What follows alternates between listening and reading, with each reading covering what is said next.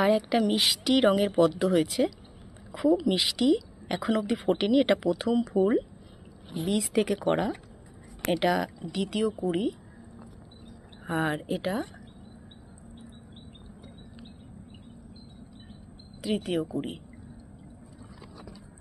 গামলা একদমই ছোট, আমি ছোট গামলায় করেছি যেহেতু বীজ থেকে করা। এটার মাদার প্ল্যান্ট ছিল ইয়েলো পিওনি আর বাসকি, এই দুটোর ক্রস পলিনেশন করে লাগানো। 15/7/2025। এর মধ্যেই সুন্দর করে প্রথমেই একটা ফুল ফুটতে চলেছে, কালকে পুরোপুরি মেলবে।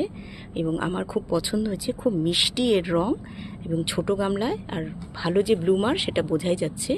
এইটুকু জায়গাতেই 3টে আছে, আরও তো নতুন পাতা আসছে, মানে আরও নতুন করে আসবে।